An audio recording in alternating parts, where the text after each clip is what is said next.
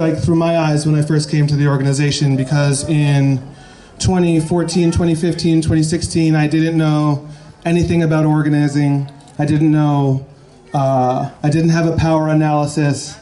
I was a law school graduate without a clue on how to do any of the things that I wanted to do to make conditions better for black people, right? And then I met the Frisco Five, and then I met Kriya Gomez, and then I met Kat Brooks, Terhaak, and Asantwa, and the Anti-Police Terror Project, right? And from then on, y'all, my life has been a dream, right? The work that we've been able to do together has been a dream. And that doesn't mean that it hasn't been the hardest thing that I've ever done. That doesn't mean that we don't go through tremendous trauma on a daily basis. But what it means is every day I get to wake up and know that I'm fighting for liberation for black people.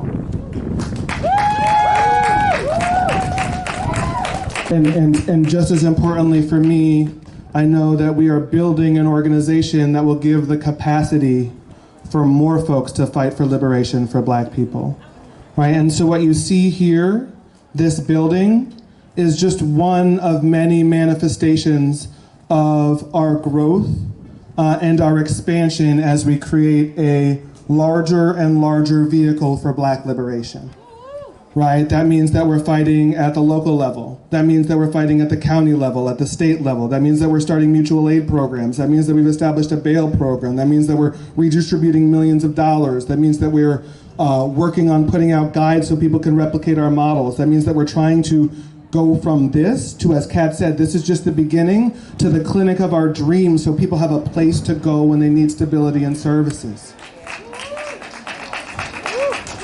So as excited and as humbled as I am to be here in front of you today at this point in time, I hope everyone can see the larger vision that we're working towards, right? Because this building, as great an accomplishment as it is but a milestone. A milestone for us that says that we're heading in the right direction. A milestone that says for us that we're continuing to make the type of progress that we need to be making to create the big tent that we all know is necessary to create widespread change. So while we're on that road, we're depending on all of you, not only, as Kat said, for your support and for resources, but also for feedback, right? Because as we get larger and our vision expands, so do our blind spots. Right? So we depend on the people that helped us become what we are to remind us where we came from and to make sure that we stay true to our roots, right? And so that applies to all of you as we continue to grow and expand.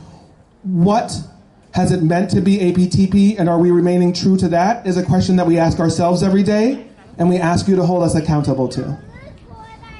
The last thing I want to say is that there are so many people who are responsible, directly responsible for our success, that aren't here to share in the joy today.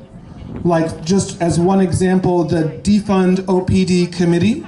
I see you, Danielle, who's been there since basically day one.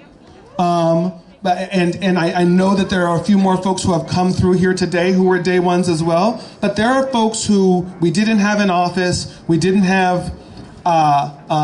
For those of you who know me personally, I'm not good at maintaining an organizational schedule. And I had people ride through with me through like the most raggedy budget campaigns you could ever imagine, just showing up to meetings at 9 a.m., 9 p.m., anywhere in between to make sure we got the work done, right? And so I want those people to be lifted up. Like Kat said, you know, I just get to be the face, right? But I am part of many teams that are responsible for bringing this work forward.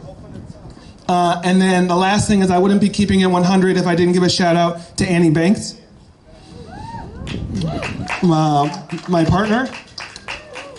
Wasn't expecting to get emotional here. But for those of you who know APTP, we wouldn't be here, we wouldn't be what we are if it wasn't for Annie. And I know a lot of that work might not show up to all of you. But I have the privilege of living with Annie, so I see it on a daily basis. And so shout out to Annie for all that she's done since before I was around APTP to build this organization up and make it what it is today. Can I get in on that? No, you don't understand. I joke a lot about I got 6 jobs, and he got like 18.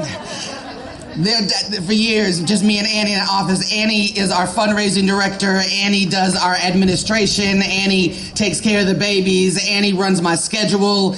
Annie, when we're bailing people out of jail because of the protests and those calls gotta happen at 2 a.m., Annie is doing that. When family members are in need of resources, Annie's the one coordinating that. When we're sending gift baskets and things to folks, Annie's coordinating that. So part of why we gotta raise money, because we gotta hire some more people, honey, because we need 12 Annies, even though I think she is a unicorn. But yeah, big shout out to Annie. I'm sorry, I just had to get in on that because no Annie, no me. Facts. Right on. And I know Annie hates this, so I will wrap up this portion. But again, just thank you to everybody who made today happen. Thank you to everybody who made APTP happen. And we just look forward to building with you, because this is just the beginning for us. And we think that this is just the beginning for the city of Oakland to try to turn this ship around. Thank you.